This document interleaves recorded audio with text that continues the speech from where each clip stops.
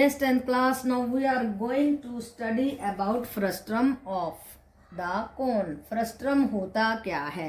ले लीजिए एक कोन इस तरीके का, जोकर की टोपी जैसा, उसको बीच में से काट देते हैं तो दो हिस्से हो गए, एक ऊपर का और एक नीचे का। ये कोन अलग हो गया। ये जो बचा ये है हमारा फ्रस्ट्रम ऑफ द कोन, बाल्टी की शेप का। देखो, अगर हम इस बड़े कोन में से अगर इस छोटे कोन के वॉल्यूम को घटा दें तो केवल ये आएगा, ये फ्रस्ट्रम। ये क्या होगा? फ्रस्ट्रम ऑफ द कोन। तो देखिए ये H कैसे निकलेगी? इस पूरे H1 में से इस H2 को घटा के ये H निकली है, ये हमें दी होगी इस तरीके से, H दी होगी। एक R1 दिया होगा बड़ा, एक R2 छोटा दिया होगा और बीच का H दिया होगा। अगर नहीं दिया है, अगर इस तरीके से दिया है तो हमें निकालनी होगी। H1 में से H2 को घटा देंगे। ऐसे ही बड़ा हाइट जो है L1 और ये L2 हो गया। ठीक है, तो हमारा फॉर्मूला क्या बनता है? देखिए कोन में क्या क्या होता है? रेडियस होता है, स्लांट हाइट होती है और हाइट होती है। कैसे होती है? देखिए मान लो जैसे ये कोन है हमारा, तो कोन में क्या क्या होता है? ये रेडियस होता है, ये स्लांट हाइट होती है और ये हाइट होती है। तो जब हम अपना क्वेश्चन करेंगे तो हमें इन्हीं चीज़ों का इस्तेमाल करना है। और for the volume of the frustum of the cone formula कौन सा लगेगा? हमारे वॉल्यूम क्या होता है कोन का? 1/3 पाई आर स्क्वायर एच। तो यहाँ पे लगेगा 1/3 पाई एच ये वाला। और R1 R2 है तो इनका क्या करना है? R1 का स्क्वायर प्लस R2 का square plus R1 into R2। अब देखिए CS से कैसे निकालेंगे? CS से होता है पाई आर एल। पाई आर एल के लिए हमें क्या करना है? पाई आर एल के लिए हमें R2 चाहिए, R1 प्लस R2 और L वही आ गया। राइट बेटा, L तो हमें सीधा यूं इस तरीके से आ जाएगा, इसका ये L आ जाएगा। राइट बेटा, अब देखिए हमें और क्या करना है? TS से निकालना है। L कैसे निकलेगा? ये L कैसे निकलेगा? ये फॉर्मूला लगा के H square plus R1 minus R2 का whole square under the root, ऐसे L निकलेगा हमारा। दिया नहीं होगा, H दिया होगा हमें। अब देखिए TS से कैसे निकलेगा? Total surface area, this is the curved surface area and this is the total surface area. वो कैसे निकलेगा? पाई आर एल, आर क्या हुआ? R1 प्लस R2 प्लस, देखो कैसे निकला टोटल सरफेस एरिया? ये जो बीच बीच का हिस्सा है वो आया पाई आर एल, वो घुमावदार है, वो कर्व्ड सरफेस एरिया है, तो वो आया पाई आर एल। ये लगा दिया हमने कर्व्ड सरफेस एरिया। अब ये ऊपर का हिस्सा हो गया पाई R1 स्क्वायर। क्या बना? Pi R1 square. नीचे का हिस्सा बना पाई R2 स्क्वायर। तो हमारा total surface area of the frustum of the cone क्या आया? वो आया pi R1 plus R2 into L and plus pi R square plus pi R1 square plus pi R2 square. एक बार R1 का square, एक बार R2 का square. और L वैसे ही निकालना है, R square plus H square होता ना, तो R स्क्वायर हम कैसे निकालेंगे? R1 माइनस R2 का होल स्क्वायर। तो L के लिए ये बिल्कुल याद कर लीजिए। तो ये तीनों फॉर्मूले आपको फ्रस्ट्रम ऑफ द कोन के लिए याद रखने होंगे। कौन कौन से? पहली बात तो 1/3 पाई H इंटू R1 का स्क्वायर प्लस R2 का square plus R1 into R2। दूसरा curved surface area pi R L होता है, पाई R1 plus R2 into L। Total surface area pi R1, ये कर्व्ड सरफेस एरिया प्लस ये वाला circle और ये वाला सर्कल। ठीक है, तो ये तीन फॉर्मूले और एक चौथा ये L निकालने का फॉर्मूला। चारों फॉर्मूले आपको बिल्कुल अच्छे तरीके से याद होने चाहिए, तब जा करके आप फ्रस्ट्रम ऑफ द कोन के क्वेश्चंस को कर पाएंगे। ओके बेटा? यस बेटा, 10th class. Now we are going to do example number 12 on 253 of your NCERT book. The radius of the end of the frustum of the cone are 45। Cone 45 metre high, इतना तो high है 45, और उसकी radius है 28 और 7। तीन चीजें दे दी। देखो ये दे दिया R1, ये दे दिया R2 और ये दे दिया H। अब हमने ये सब लिख दिया। वॉल्यूम का फॉर्मूला क्या होता है? 1/3 पाई H इंटू R1 का स्क्वायर प्लस R2 का स्क्वायर प्लस R1 R2। बिल्कुल याद कर लो, बार बार आप लिखोगे तो और भी अच्छे से ड्रिल हो जाएगी और फिर एग्जाम में बिल्कुल नहीं भूलोगे। 1/3 पाई 22/7 H लगा दिया 45 इंटू R1 था हमारा 28 का स्क्वायर प्लस 7 का स्क्वायर प्लस 28 इंटू 7 इंटू है मल्टीप्लाई, ठीक है, पॉइंट मत समझना। और फिर ये सारा आपको खुद कैलकुलेट करना है, इसको इससे मल्टीप्लाई करो, इसको इससे मल्टीप्लाई करो, इसको इससे करो, सारों को ऐड करो और जो कटता है काट दो and you will gate 48510 centimetre square. तो ये निकाल दिया हमने volume of the frustum of the cone. क्या आया है ये? Volume of the frustum of the कोन। तो ये सारी चीजें हम किसकी निकाल रहे हैं? फ्रस्ट्रम ऑफ द कोन की निकाल रहे हैं। पहले वॉल्यूम निकाला, अब सी एस से क्या होता है? पाई आर एल, पाई आर क्योंकि 2 है इसलिए R1 plus R2 into L किया 22/7, 28 प्लस 7 इंटू 49.65 एल। ये एल कैसे निकालेंगे? देखिए यहाँ पे आ जाइए, एल होता है h square plus R2 minus R1 का स्क्वायर, 45 का स्क्वायर प्लस 28 माइनस 7 का स्क्वायर। यहाँ पे मैं आपको कैलकुलेट करने की ट्रिक बता रही हूँ। क्या है कि हम इसमें से 3 कॉमन लेते हैं, 3 कॉमन लेते ही 3 का स्क्वायर यानी कि 9 बार आएगा, 9 बाहर निकलेगा तो 3 बन जाएगा, ठीक है। तो 9 तो 3 से हम करेंगे तो 15 आया, 3 से किया तो 7 आया। इसको भी इससे मल्टीप्लाई करो, इसको इससे मल्टीप्लाई करो, ऐड करो और अंडर द रूट निकालो और 3 से मल्टीप्लाई करो, यू विल गेट 49.65। ये आपको खुद करना है, ओके बेटा। तो हमने ये वैल्यू रख दी यहाँ पे L की and we are going to get 5461.5 centimetre square. This is the CSA of the frustum of the cone, okay बेटा, यही निकाल रहे हैं हम। अब TSA के लिए क्या करेंगे? कर्व्ड सरफेस एरिया ये सारा पाई R1 पाई R2 स्क्वायर, इस सर्कल का एरिया और इस सर्कल का एरिया और बीच का curved surface area. Curved surface area हम निकाल चुके हैं, यूं की यूं वैल्यू रख दो, कोई परेशान होने की जरूरत नहीं दोबारा से। अब यहाँ से पाई कॉमन ले लो, 22/7 R1 का स्क्वायर प्लस R2 का स्क्वायर, ये निकाल दो यहाँ पे। और अगर ये आपने यहाँ पे कैलकुलेशन कर ही ली होगी, पहले पीछे कर चुके होगे, उसको आप यहाँ पे सीधा रख सकते हो तो थोड़ी मदद हो जाती है। तो अब आपको वही कैलकुलेशन, ये वाली कैलकुलेशन यहाँ पे रखनी है और फिर उसको कट फट करके जो भी आएगा और इसमें ऐड करके you will get the answer 8079.5 centimetre square. तो हमने क्या क्या निकाला? 3 चीजें निकाली। Volume of the frustum of the कोन जो कि आया 48510।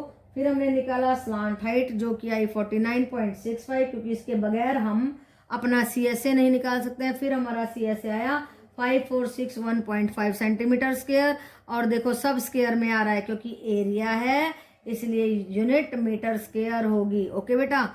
और यहाँ पे वॉल्यूम ये क्यूब में होगा, ये गलती मत करना, ओके बेटा। अब हमें निकालना है TSA के लिए भी यही L इस्तेमाल करेंगे और L इस्तेमाल करने की जरूरत नहीं है, सीधा ये लगा दो, curve surface area plus circle 1 का एरिया, सर्कल 2 का area and we are going to get 8079.5 centimetre square. तो 3 चीजें हमने निकाल दी, वॉल्यूम निकाला और CSA निकाला और TSA निकाला, ओके बेटा। Yes, 10th class. Now let us see example number 13. Hanumappa and his wife Gangappa are busy in making jaggery out of the sugar cane. गन्ने के जूस से गुड़ बना रहे हैं। They have processed the sugar cane juice to make the molasses. और sugar cane juice को पका पका के मोलेसिस बना लिया है, which is poured into molds। और उसको मोल्ड में डालेंगे। कैसे मोल्ड में? इस तरीके के सांचे में डालने वाले हैं। into mold in the shape of the frustrum। उसकी क्या शेप है? फ्रस्ट्रम, ओके बेटा। तो शेप पे ध्यान दीजिए। Cone having the diameter of the 2 surfaces, that is हमने लगा दिया है गलत, यस। तो हमारे को डायमीटर्स दिए हुए हैं, चलो ठीक कर देंगे, कोई बात नहीं। ये दिया था हमारा डायमीटर 35 और R1 आएगा 35/2 एंड ये दिया था डायमीटर और R2 आएगा 30/2। इनके बटे में 2 और लगा देंगे, हो गया ठीक, राइट बेटा।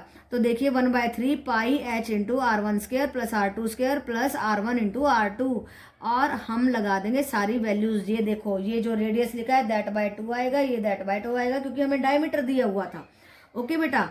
तो और हाइट हमें ये दी हुई है 14 सेंटीमीटर, तो हमने ये सब लगा दिया, इसके अंदर सारी वैल्यूज लगा दी एंड यहाँ पे भी 2 लगा दीजिए, यहाँ पे भी 2 लगा दिया हमने and we are going to get the answer 11641.7 centimetre cube. Okay बेटा, तो ये आ गया हमारा volume of the one mould. अब हमें उस मोल्ड का वेट निकालना है, वेट, और वन मास का दिया हुआ है, वन मोल्ड का जो है ये क्या दिया हुआ है, if each centimetre cube of the molasses has mass about 1.2 ग्राम, ये आया था हमारा सेंटीमीटर क्यूब। तो हमें इसको किलोग्राम ग्राम में कन्वर्ट करना है, तो किससे मल्टीप्लाई करेंगे, 1.2 ग्राम से मल्टीप्लाई कर देंगे, और क्योंकि हमें किलोग्राम बनाना है उसको 1000 से हम क्या कर देंगे, डिवाइड कर देंगे। ओके बेटा, तो हमारा जो है क्या कहता है, ये कहता है if 1 centimetre cube is equal to 1.2 gram, तो इतने सारे का हो जाएगा 1.2 ग्राम से मल्टीप्लाई कर देंगे और 1000 से कर देंगे divide, and we are going to get 13.97 kilogram. क्योंकि ये 5 से ज़्यादा हो गया, राउंड ऑफ कर देंगे, 14 kg आ जाएगा। तो हमारा आंसर आया 14 kg। और ये क्या आया है, ये आया है हमारा mass of the molasses that can be poured into each mould. हर मोल्ड में कितना मोलेस हम डाल सकेंगे, वो क्वांटिटी आई है। ओके, तो आपको ध्यान रखना है कि हमें डायमीटर दिया है या रेडियस दिया, डायमीटर दिया तो रेडियस निकालो। यहाँ पे ये क्या था, हमारा डायमीटर 1 था, ये डायमीटर 2 था, फिर हमने रेडियस निकाला, हाइट दी हुई थी, फॉर्मूला लगा दिया और वॉल्यूम निकाल लिया। क्योंकि हमारे को 1 सेंटीमीटर क्यूब का दिया था, इतने सारे सेंटीमीटर क्यूब का ग्राम में निकाल लिया, उसको 1000 से डिवाइड कर दिया, किलोग्राम में आंसर आ गया। सो it has become a very simple question. Okay बेटा, yes 10th class, now let us see question number 14 में क्या कहता है, ओपन है ये बकेट, ध्यान दीजिए, metal bucket is in the shape of the frustum of the cone, frustum of the cone की शेप में है, mounted on a hollow cylindrical base, ये सिलेंड्रिकल बेस है ऐसा, और नीचे से होलो है। ओके बेटा, तो दो बातों पे ध्यान दो, एक ओपन पे, इस बेस पे कि ये होलो है, and the diameter of the two circular ends of the bucket are 45 and 25, ये डायमीटर है, ध्यान रखो। तो रेडियस हो गया 45/2, ये डायमीटर 2 है, 25/2 हो गया। The total vertical height of the bucket is 40, ये पूरी हाइट इसको भी मिला के 40 है, और इस छोटे से की हाइट 6 है। जब 40 में से 6 घटाएंगे तो ये फ्रस्ट्रम की आ जाएगी 34, ये ध्यान रखिए आप। Find the area of the metallic sheet use to make the bucket, अब हमें एरिया निकालना है उस शीट का जो बाल्टी को बनाने में काम आई। Where we do not take into the account of the handle of the bucket, कहता है हैंडल का आप तो छोड़ देना, कोई बात नहीं, थोड़ा सा है। Where we do not take into the account of the handle of the bucket, also find the volume of the water bucket can hold, और पाई लगानी है हमें 22/7, ध्यान रखिए बिल्कुल। अब देखो, अब हमें एरिया निकालना है किसका, मेटेलिक शीट का। तो ये फ्रस्ट्रम हमें दिया हुआ है और ये स्टैंड भी लगाना है, ध्यान रखो। तो एरिया के लिए हमें चाहिए, जब हम एरिया लगाएंगे तो देखो ये πr/l चाहिए, ये वाला pi into R1 + R2 into L, और क्योंकि ओपन है इसलिए ऊपर का नहीं चाहिए, नीचे का चाहिए, πr1², ये लगा दिया हमने। और ये जो सिलेंडर है होलो है, इसलिए हम कर्व्ड सरफेस एरिया ले रहे हैं, ध्यान रखो, 2πrh। अब L के लिए निकालेंगे हम स्लांट हाइट। स्लांट हाइट कैसे निकालते हैं, h² + R1 - R2 का होल स्क्वायर, 34 का स्क्वायर प्लस 45/2 माइनस 25/2 का होल स्क्वायर, और ये आ जाएगा 34 का स्क्वायर प्लस 10 का square, and we are going to get 35.44 centimetre. Okay बेटा, अब हमें एरिया निकालना है, πr1 + R2 into L, πr1² + 2πr1h, सारी वैल्यूज लगा दीजिए, 22/7, 45/2 प्लस 25/2 इंटू L की ये कीमत लगा दी हमने। ओके बेटा, प्लस पाई है 22/7, R1 था 25/2 का whole square, plus 2 into pi 22/7, R1 25/2 into H6, ये छोटा सा h इस सिलेंडर का, क्योंकि होलो है इसलिए खाली कर्व्ड सरफेस एरिया लिया हमने। ये देखो curved surface area of the cylinder. अब इस सारे को आप कैलकुलेट कर दीजिए, you will get 22/7 into 1240.4 plus 156.25 plus 150, and you are going to get 4860.9 centimetre square, ये आया एरिया। तो कैलकुलेशन आपको खुद करनी है, तो कैलकुलेशन में आपको खुद परफेक्ट होना है, कोई बड़ी बात नहीं है। आप कर सकते हैं। और ऐसे लेंथी क्वेश्चंस को पेपर के लास्ट में करना चाहिए, क्योंकि बड़ी बड़ी कैलकुलेशन होती है, टाइम कंज्यूमिंग होती है, और दूसरे क्वेश्चंस का भी टाइम ले सकती है। लास्ट में करो ऐसे क्वेश्चंस को। ओके बेटा। फिर देखो वॉल्यूम ऑफ द कोन निकालना है कि इसमें कितना पानी आ सकता है, फ्रस्ट्रम ऑफ द कोन। तो पानी आने के लिए नीचे की तो जरूरत है ही नहीं, बस ऊपर की जरूरत है। इस R1 की जरूरत है, इस R2 की जरूरत है, और हाइट की जरूरत है 1/3 pi h R1 square plus R2 square plus R1 into R2। 1/3 pi हो गया 22/7 इंटू h है 34, 45/2 का whole square plus 25/2 whole square plus 45/2 into 25/2। And when you are going to solve this, very dangerous, करना तो पड़ेगा। मैं तो नहीं करूंगी, मैं तो आपको सीधा आंसर लिख के बता रही हूँ, मेरा काम चल जाएगा, पर आपका नहीं चलेगा, आपको करना ही पड़ेगा। इसलिए ऐसे क्वेश्चंस को एग्जाम के लास्ट में कीजिए, लास्ट की 10-15 मिनट्स में ऐसी कैलकुलेशंस को कीजिए। अगर समय है तो कर दीजिए, करने की कोशिश कीजिए, तो ये आ जाएगा हमारा आंसर 33,615.48 सेंटीमीटर क्यूब। और ये करना ही पड़ेगा बेटा, कोई रास्ता नहीं है। देखो जब आप इसका स्क्वायर कैसे करेंगे, पॉइंट में ले जाएंगे, 22.5 का स्क्वायर करेंगे, फिर इसका स्क्वायर करेंगे, फिर इन दोनों को गुना करेंगे, कितना टाइम कंज्यूमिंग है।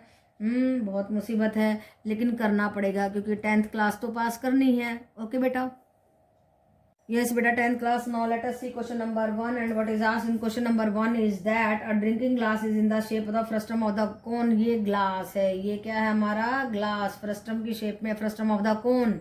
ऊपर का डायमीटर दिया है 4, रेडियस हो गया 2, नीचे का डायमीटर दिया है 2, रेडियस हो गया 1, और हाइट दी है 14 सेंटीमीटर। तो वॉल्यूम कैसे निकालते हैं, इस ग्लास का वॉल्यूम निकालना है कि इसमें कितना पानी आ सकता है। वो आएगा 1/3 पाई h इंटू R1 का स्क्वायर प्लस R2 का square plus R1 into R2।